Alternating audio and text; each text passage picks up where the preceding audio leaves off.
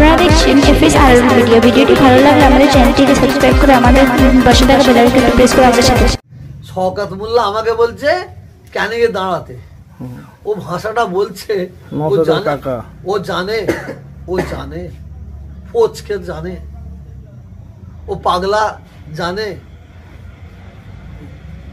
মমতা ব্যানার্জি আমাকে একবার নয় কয়েকবার বলেছে, কয়েকবার রাজ্যসভার মেম্বার করতে চেয়েছে। মমতা ব্যানার্জিকে জিজ্ঞেস করলি কিনা, জিজ্ঞাসা করলি। মমতা ব্যানার্জি আমাকে বসিরহাটে দাঁড়াতে বলেছে। পাওয়ার হেমন্ত নিয়ে কথা বলছি।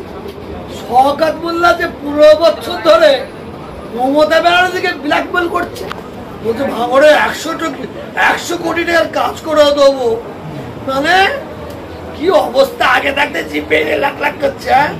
তো 100 কোটি বলে কটা শূন্য বসাতে হয় জানে। শওকত মোল্লা সারা বাংলায় যা উন্নয়ন হয়েছে, এই উন্নয়নের কান্ডারি কে? মমতা। জোরে বলবেন মমতা।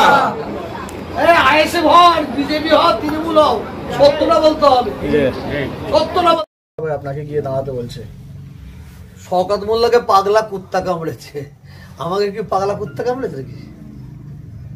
শওকত মোল্লা আমাকে বলছে কেন গিয়ে দাঁড়াতে, ও ভাষাটা বলছে ও জানে ফোচকে জানে, ও পাগলা জানে। মমতা ব্যানার্জি আমাকে একবার নয় কয়েকবার বলেছে, কয়েকবার রাজ্যসভার মেম্বার করতে চেয়েছে।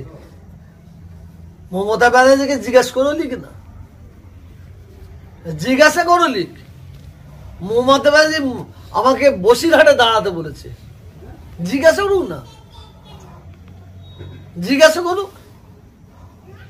ববি হাকিম সাহেবকে জিজ্ঞাসা করেন না। মুকুল রায় তিনি এসে বলেছে সুলতান আহমেদ মারা গেছে, সেখানে কিছু বলা যায় না। রিকোয়েস্ট করেছে আমাকে রাজ্যসভার মেম্বার করার জন্য। এবং মমতা ব্যানার্জি আমাকে নবান্নতে বসে বলেছে আপনি বসিরহাটে পিছিয়ে দাঁড়ান না। আমি একটাই জবাব সবাইকে দিছি, কাঁচা আলে তোয়াশের দিকে পা দেয় না।